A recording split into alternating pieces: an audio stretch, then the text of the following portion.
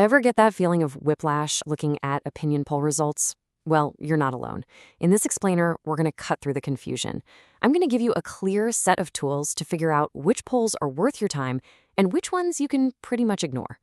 It's all about learning to separate the signal from the noise. Let's get started. We've all been there, right? One day you see a headline saying candidate A is leading, and the very next day, a different poll says candidate B is way ahead. It's the same topic, but the results are polar opposites. It makes you wonder, what on earth am I supposed to believe? Well, this happens all the time, and there's actually a very clear reason for it. The real secret isn't in those big, bold numbers you see in the headline. Nope. It's usually hidden away in the fine print. It's all about the how, the methodology. The single most important key to judging any poll's credibility is figuring out how they actually conducted the survey. Honestly, it's pretty much everything. And that brings us to our first major point. Not all polls are created equal. Not even close. We tend to lump them all together under the term opinion poll, but in reality, the difference in quality and accuracy between them can be like night and day. So what exactly separates a good poll from a bad one? I love this analogy because it's so true. Just blindly trusting poll results is like picking a meal based on its flashy packaging. It might look great on the outside, but the real quality, the actual taste, depends entirely on the ingredients and the recipe used to make it. So let's take a look at the different recipes used in the world of polling. Just like in cooking, how you gather and prepare your ingredients, in this case, public opinion, dramatically changes the final dish. So right now, we're going to break down and compare the most common polling recipes you're likely to come across. Okay, this slide is really the key to understanding poll quality, so let's focus here. At the very top, the 5-star highest grade is when a trained human interviewer calls a virtual number provided by a telecom company. We call this CATI, which stands for Computer-Assisted Telephone Interviewing. Just below that, the 4-star option also uses a live interviewer, but with randomly generated numbers, or RDD. Now watch what happens. The moment you replace the human interviewer with a machine, an automated recording, or ARS, the reliability just plummets. And at the very bottom, the 1-star method combines that random number generation with the automated system. The difference in quality is just massive. Let's make this even simpler. Think of it as the difference between a gourmet meal and fast food. The best method, the gourmet poll, involves a trained interviewer who can listen and get clear, nuanced answers. The worst method, the fast food poll, is just a machine voice telling you to press a button. And look at the response rates. A high-quality poll aims for 10% or more. The fast food version? It's often less than 2%. The biggest difference, of course, is cost. The cheap ARS method is about a third of the price, which unfortunately is a big reason why we see so many of them. And then came the final verdict from the industry experts themselves. It's almost like they put a giant rejected stamp on those robot callers.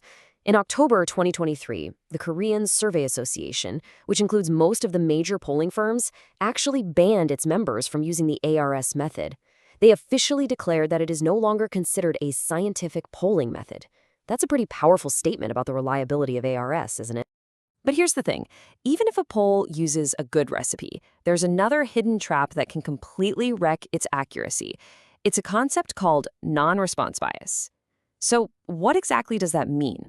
Simply put, it's the distortion you get when the people who do answer the survey are systematically different from the people who don't. Think about it. If only people with a certain political leaning consistently pick up the phone for polls, then the result isn't going to reflect the entire population. It's just going to amplify the views of that one specific group. And this chart shows the problem crystal clear. Look at this data from the 2022 local elections. The response rate for people in their 60s was a huge 40%, while for people in their 20s it was only 15%. Now, if you're polling an issue where age plays a big role, a massive gap like this will seriously warp the results. It makes it seem like the opinions of older people are far more widespread than they actually are. So why does this bias happen? Well, some reasons are simple.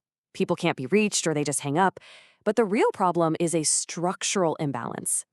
For example, if younger people almost never participate, but a specific group of politically engaged people always participates, then your survey is tilted to one side before it even begins.